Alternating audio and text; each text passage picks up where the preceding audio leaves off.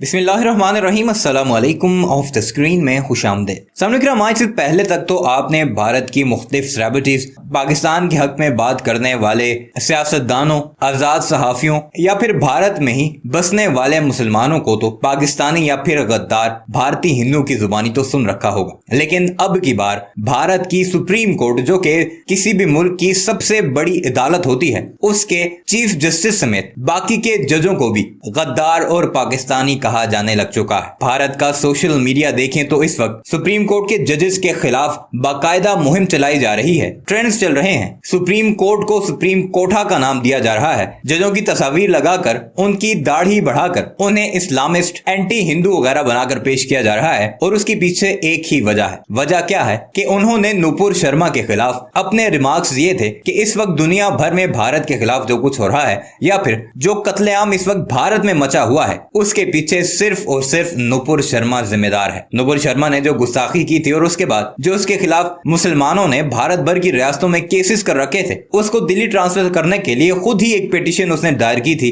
भारत की supreme court में। लेकिन सुप्रीम कोर्ट के जजेस ने उसकी पिटीशन पर उसके हक में फैसला देने से साफ इनकार करते हुए ये कहा था कि तुम्हारी वजह से तो भारत में फसाद फैला है। दुनिया भर में जितने भी हिंदू भारतीय बसते हैं, उनके खिलाफ एक मुहिम चली है। उन्हें दूसरे मुल्कों से निकाला जा रहा है, जबकि भारत के अंदर हालात क्या हैं? अरबों रुपए का भारतीय इकोनॉमी को नुकसान हो चुका है, सिर्फ और सिर्फ तुम्हारी एक शरारत की वजह से, जो तुमने अपनी सस्ती शोहरत हासिल करने के लिए ली थी। ये रिमार्क्स आने थे और जो फैसला नुपुर शर्मा के खिलाफ आया, उसके बाद ये सारा प्रोपेगेंडा शुरू हुआ और जजों के ऐसे ऐसे कार्टून बनाकर सुप्रीम कोर्ट के खिलाफ ऐसे ऐसे ट्रेंड्स चलाए जा रहे हैं जिसकी इससे पहले कहीं भी मिसाल नहीं मिली। आगे चलकर आपको भारतीय सहाफी की जुबानी उन सारे हिंदुत्व का प्रचार करने वालों की पोल भी खोलेंगे कि किस तरह नुपुर शर्मा के खिलाफ फैसला देने पर सुप्रीम कोर्ट को सुप्रीम कोठा करार दिया जा रहा है और इसके पीछे हिंदुत्व और आरएसएस के वो गमाश्ते हैं जो मुसलमानों के हक में जब जब कोई फैसला आया है या मुसलमानों के दुश्मन के खिलाफ, तो इसी तरह का दबाव डालकर फैसले अपने हक में लेने की कोशिश करते हैं। आइए आपको वीडियो पर लेकर चलते हैं, मगर वीडियो पर आगे बढ़ने से पहले आपसे गुजारिश है कि हमारे इस चैनल को जरूर सब्सक्राइब कीजिएगा और कमेंट सेक्शन में इन हिंदुत्व के गमाश्तों के बारे में भी अपनी कीमती राय का इजहार जरूर कीजिएगा। भारत में लोकतंत्र के लिए एक चुनौती भरा माहौल खड़ा हो चुका है। हिंदू राष्ट्र का कभी ना पूरा होने वाला ख्वाब देखने वाले लोग सुप्रीम कोर्ट के जजों को भी विलन बनाने में जुट चुके हैं। सुप्रीम कोर्ट को सुप्रीम कोठा कहा जा रहा है। सुप्रीम कोठा, आप समझ रहे हैं कोठा क्या होता है? कितना अपमानित शब्द होता है, कितनी अपमानित जगह होती है। वहां पर जो महिलाएं रहती हैं वो भी अपनी मर्जी से नहीं रहती, वो विवश होती हैं। सुप्रीम कोठा सुप्रीम कोर्ट को कहा जा रहा है और दक्षिणपंथी समूह की website of India Nupur Sharma जैसी फ्रिंज एलिमेंट के खिलाफ सख्त टिप्पणी करने पर जजों को इस्लामिस्ट होने या धर्म के लबादा ओढ़ लेने का उन पर संवैधानिक इल्जाम लगा रही हैं, गैर संवैधानिक इल्जाम।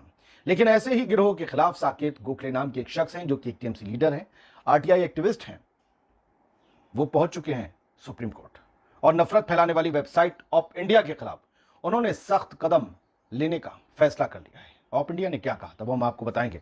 पहले आप साकेत का ट्वीट देख लीजिए, जिससे अब ऐसे बोलने वालों के खिलाफ कम से कम एक कान खड़े करने वाला माहौल तो होगा कि कुछ भी बोल के तुम्हारे बाप कोई भी हो निकल नहीं जाओगे, तुम्हें बचा नहीं पाएंगे। अगर कानून के हिसाब से देश चलता रहा तब तो तुम जैसे लोग बहुत सुझाए जाएंगे। आप देखिए कि कुछ ट्वीट्स हैं, मैं आपको शुरुआत में दिखा देता हूं, कुछ आखिर में दिखाऊंगा।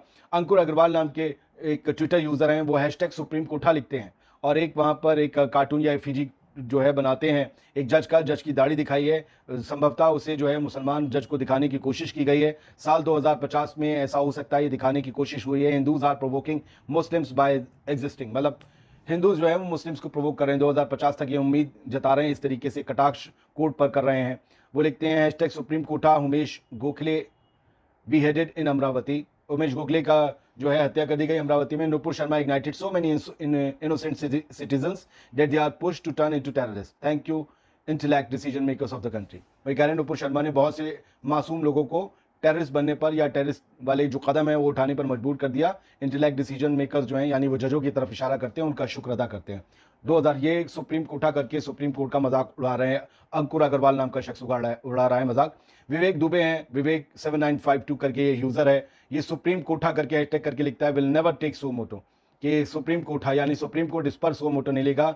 और ये दिखाता है कि भारत के झंडा जो एक सिलाई मशीन पे पड़ा है। संभवतः ये कन्हैया लाल के लिए जस्टिस हैशटैग वो लगा रहा है और ओम शांति कन्हैया लाल लिख रहा है कि वो दर्जी था इसलिए उसकी मशीन दिखाई है और वहां पर भारत का झंडा लहूलुहान हो रहा है। लेकिन जब शंभूलाल रैगर नाम का शख्स किसी अफराजुल को मारता है, तब भारत का झंडा लहूलुहान होते हुए ये दक्षिणपंथी, ये भगवाधारी, ये गुंडे, ये उग्रवादी कभी नहीं दिखाते हैं। ये विवेक दुबे जो पंडित जी लिख रहा है, supreme court will never take suo motu, क्या ये अफराजुल पर भी लिखता था?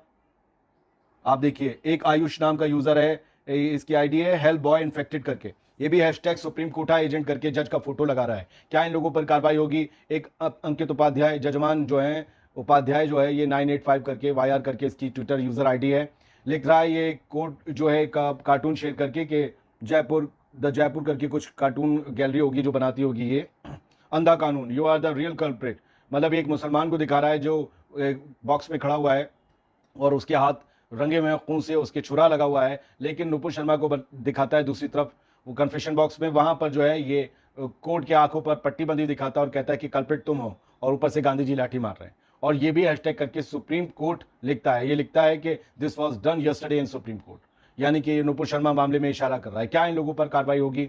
The name is Rocky, I support Nupur Sharma लिखता है, secularism is not for Hindus, ये भी सुप्रीम कोठा करके जस्टिस कान को हैशटैग करके लिखता है।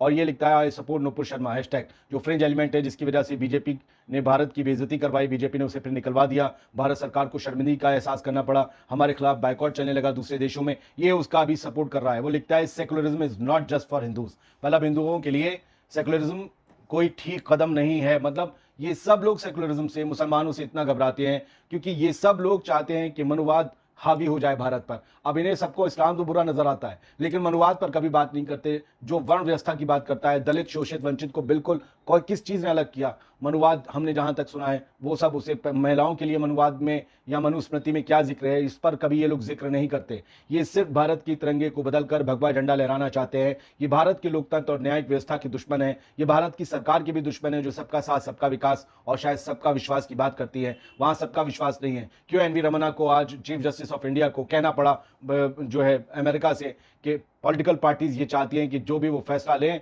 उनमें कोर्ट अपनी सहमति दे दे, और जो माहौल है डिवीजन का वो देश के लिए खतरनाक है। ऐसे माहौल पर ध्यान न देकर यूनिटी पर ध्यान देना चाहिए। क्या उनका इशारा इसी तरफ था कि सुप्रीम कोर्ट को सुप्रीम कोर्टा कहकर निशाना बनाया जा रहा है? जब जकिया जाफरी वाले मामले में आता है